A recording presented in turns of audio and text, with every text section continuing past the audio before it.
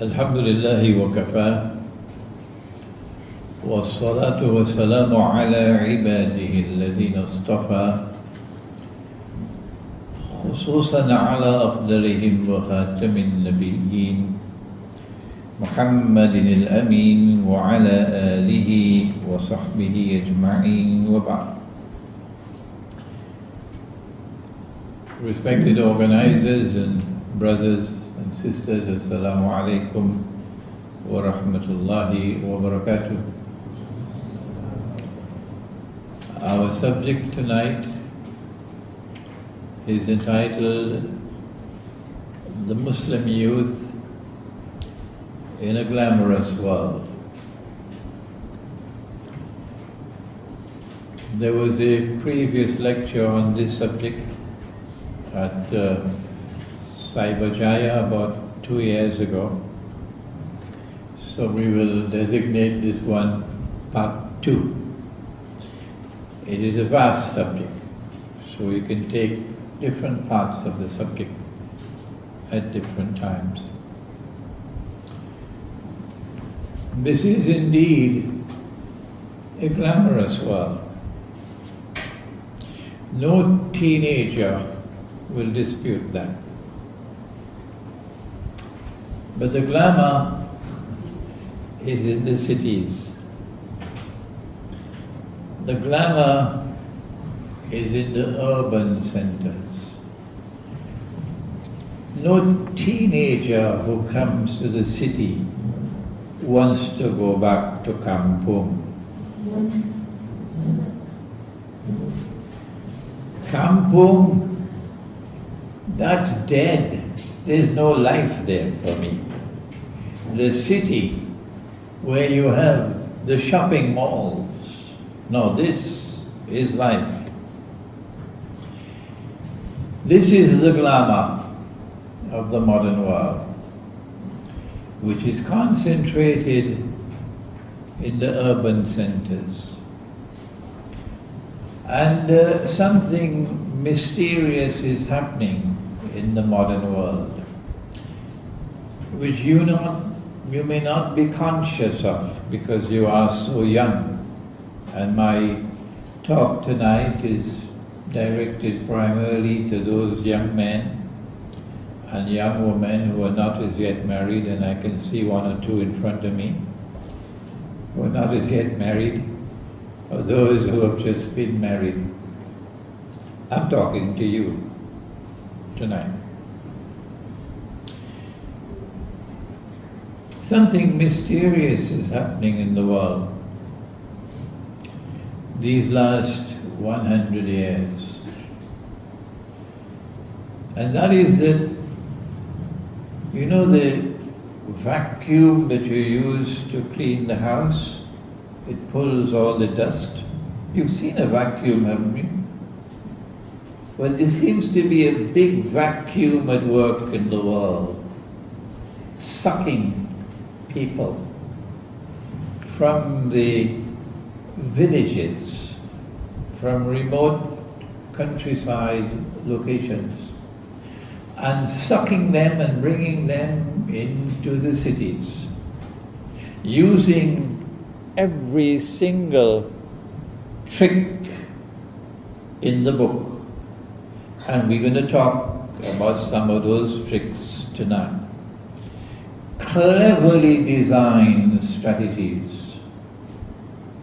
And as a consequence, today for the first time in human history, we have mega cities, 10 million people, 20 million people, mega cities for the first time in human history. And it is a perfectly legitimate question that you should pose to your scholar of Islam, your Sheikh, your Ustad, your Mufti, your Maulana. Ask him, what is it that explains this? You've been lecturing to me so much about wudu and salat and the fiqh. And thank you for those lectures. You've been lecturing so much about akhlaq and good manners, and thank you for those lectures. They are important to me.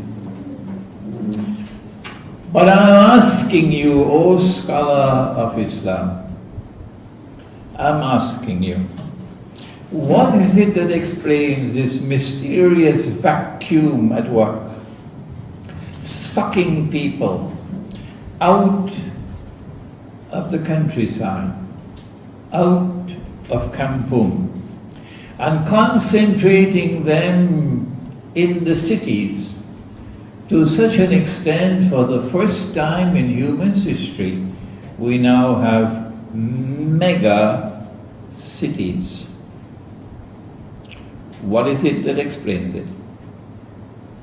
We have an explanation. And we've been giving that explanation now for 15, 20 years, but it's a lonely life, I tell you. When you teach the subject of Akhirul Zaman, it's a lonely life, because nobody else wants to come to teach this subject. Nobody. I wonder why.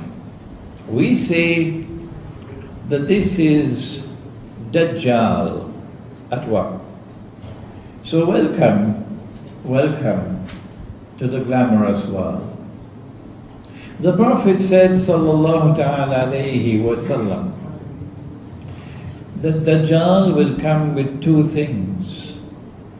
When last have you heard anybody saying this to you? When last have you heard a khutbah from the mimbar on Dajjal? When last? Why is Islamic scholarship so mysteriously silent on the subject? We question your integrity. Yes, we do. He said that Dajjal will come with two things, a river and a fire. But his river would be a fire, and his fire would be the cool waters of a river. And those who fall in his river, his glamorous river, will have their load of sins increased. And those who fall in his fire would have their load of sins decreased. He takes the road to Jahannam, therefore, and makes it look like the road to Jannah. And he takes the road to Jannah and he makes it look like the road to Jahannam. The mega cities are not emerging in a vacuum. No. The mega cities are evolving into centers of glamour. They are glamorous. Imagine a teenager from Kampung, and he comes to the city and he sees these tall buildings. MashaAllah, his eyes are going to open. Her face is going to be in a state of wonder. Look at these tall buildings. I never saw them in the countryside. And then,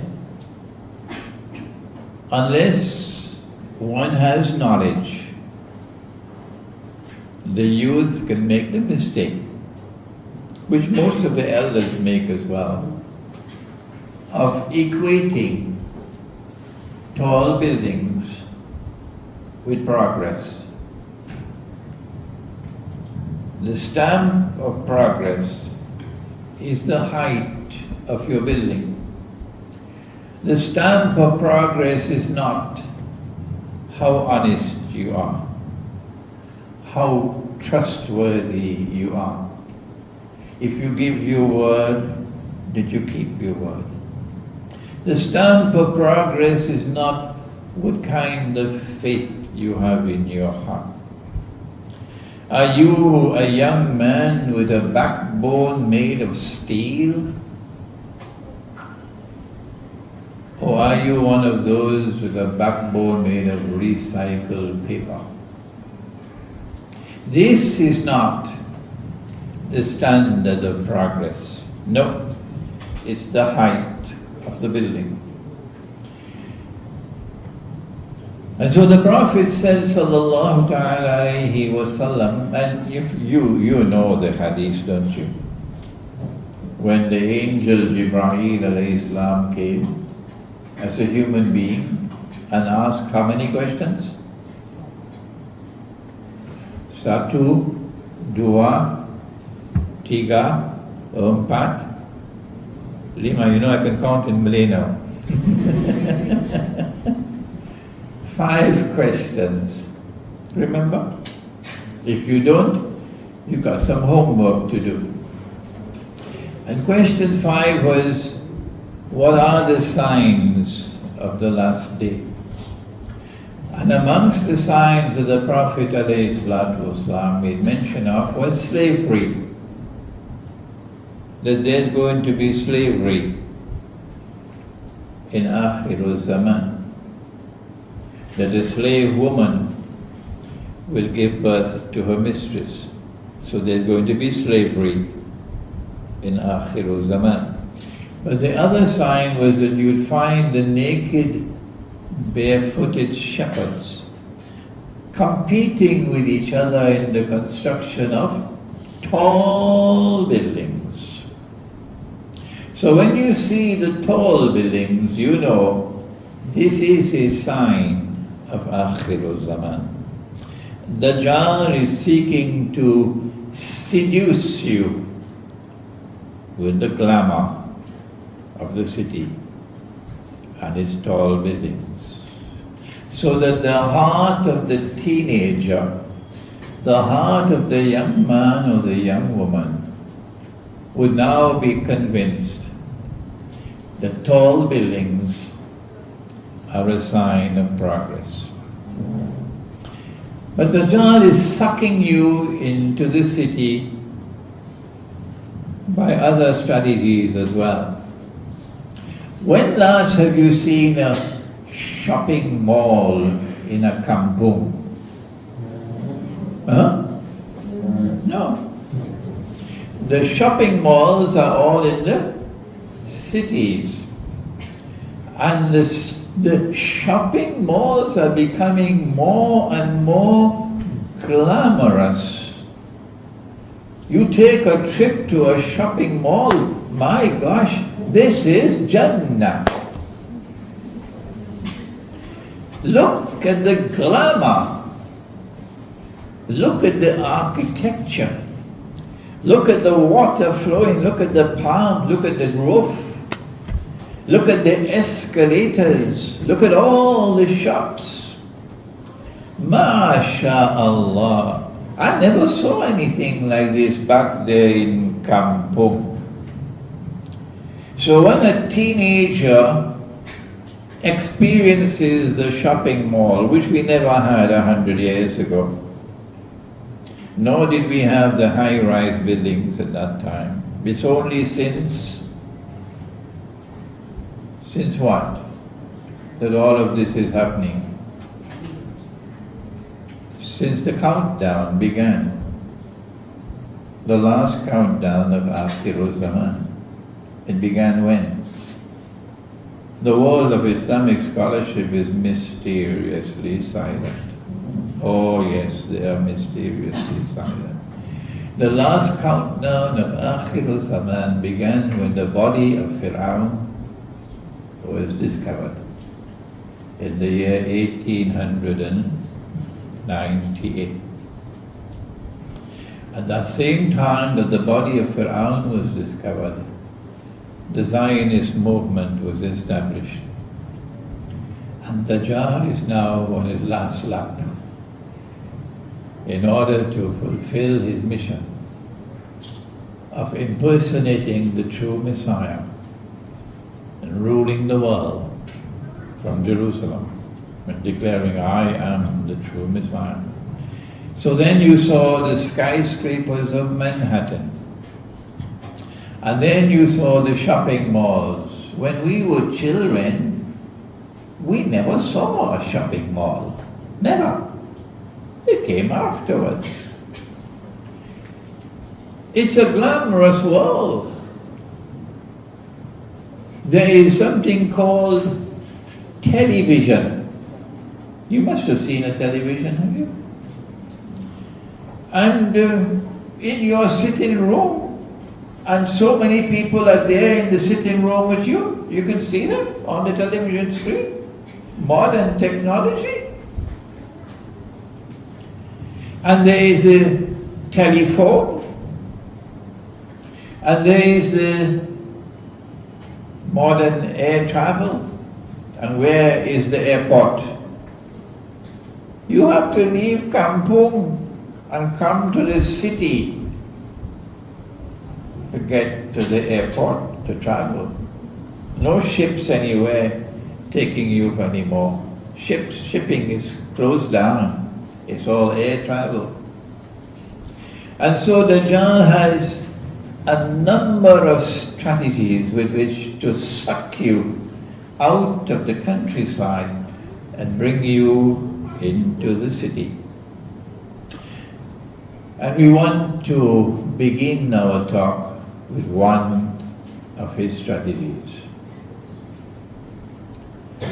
The modern age of Dajjal is an age of an explosion of education, of the pursuit of knowledge.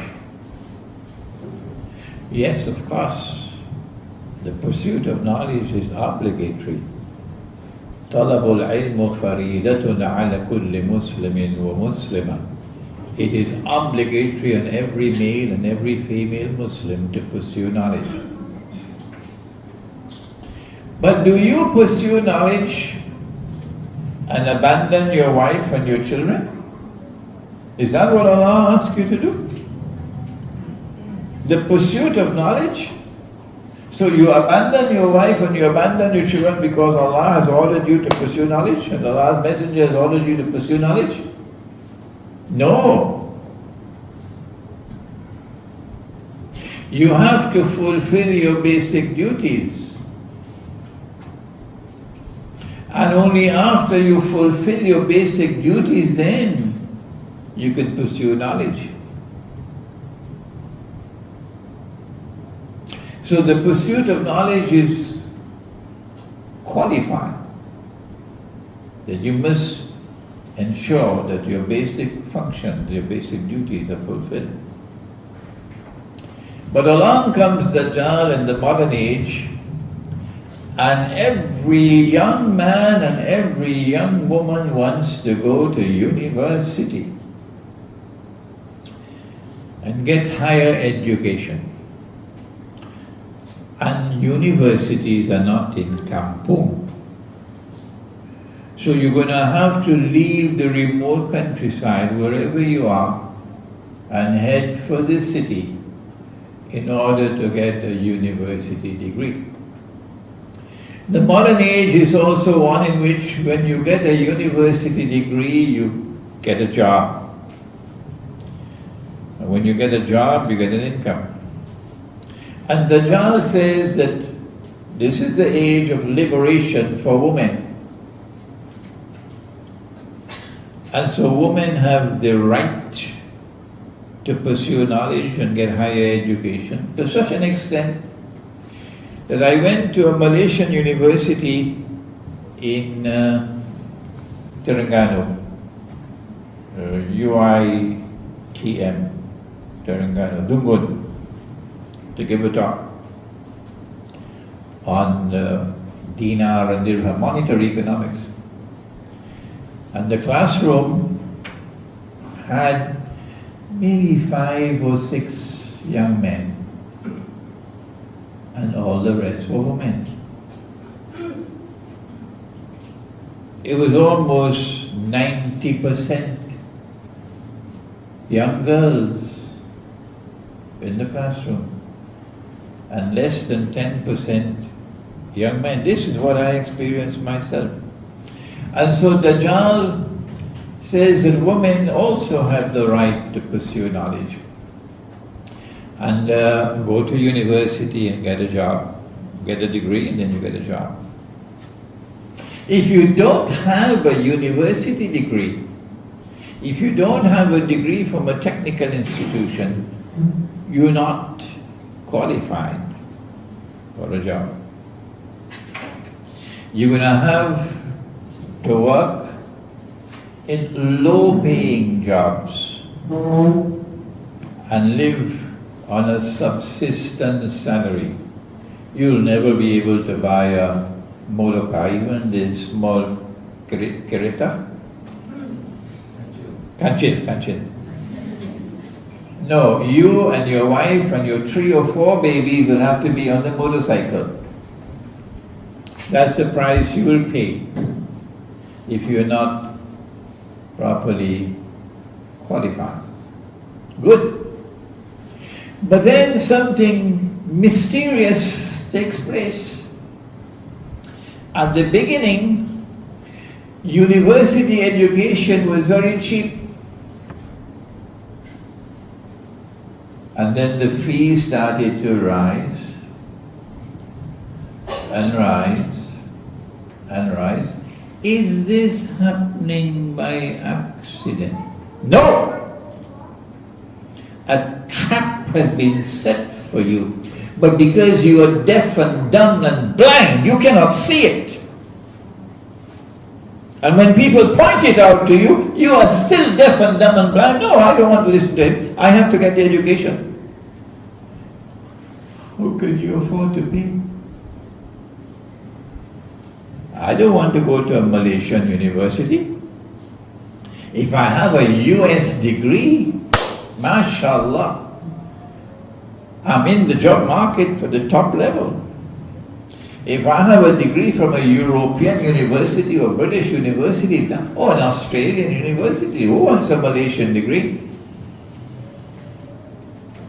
That's where the best education is. Allahumma jalla jalaluhu. And if I have a degree from a Western university, I can now enter into the job market and get the best jobs. So guess what they're doing? They're raising the university fees. Even in Malaysia it's going to be taking place. I don't know whether it's taking place as yet. So then how are you going to finance your university education? Dajjal comes along with something that is glamorous. It's called a student's loan.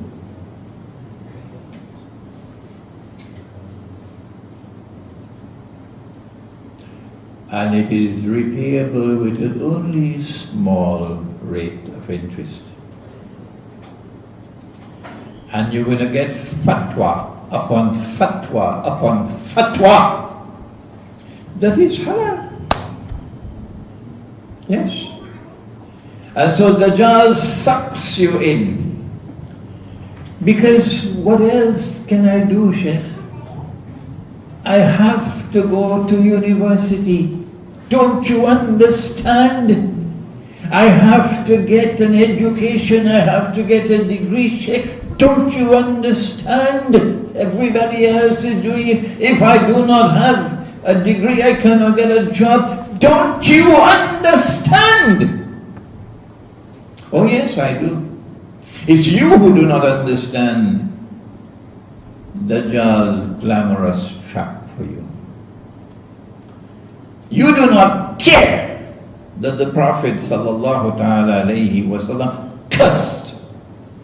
He cursed all 4. And he said that they are all equally guilty. But you never hear that from the mimbar. They have many other glamorous subjects to talk about, but they don't talk about this one. He said the one who takes riba, the one who gives riba, the one who records the transaction and the two witnesses, and they're all equally guilty. They would not talk on this subject because they would lose their popularity. There are people who measure success on popularity, and if you want to be popular, don't touch the subject of riba. Government of Pakistan, excuse me, the Islamic Republic of Pakistan has now come forward with a glamorous offer to the young men and women of Pakistan of student loans with only a moderate rate of interest. Nabi Muhammad ﷺ said whether the rate of interest is small or whether it is great, the result is the same. Poverty, destitution, slavery. If you do not know the subject, then why don't you remain silent and seek knowledge from those who can teach you if you do not know the subject of riba? Shazli had a promise to fulfill. Where is Shazli? Outside. Yeah, to organize a seminar for me on riba where I can teach the subject for the whole day. So now, I'm not speaking to you here alone in this gathering. I'm speaking to all those who send their sons and daughters to Britain and to the United States and to France and to Germany and to Australia, and who cannot afford to pay university fees now because the British government is constantly raising the student fees, and who are now sucked into student loans based on riba. And when you have a student loan based on riba, you have the curse of Muhammad ﷺ upon you. And if you have the curse of a prophet upon you, you can perform your salat, it will not be accepted. You can fast in Ramadan, it will not be accepted. You can give charity, it will not be accepted. No matter what you do, it will not be accepted by Allah if you have the curse of a prophet upon you. This is part of the warning that we have to give to our young people, warning them of the dangers of the glamorous world. It's not just education and paying for your education with a student loan. It is that after you get married, you want a house. Who doesn't want a house? You want a car. And so the bank comes knocking at your door. The bank is making sajda in front of you, begging you to sign, to take a loan, to buy a house. Who wants to live in Kampung? No, a house in Damansara Heights. Who wants a little Kanchil? No, it has to be a nice Honda. And so you take a bank loan now to buy a house and to buy a car. People are even taking bank loans now to perform Hajj. Do you know that?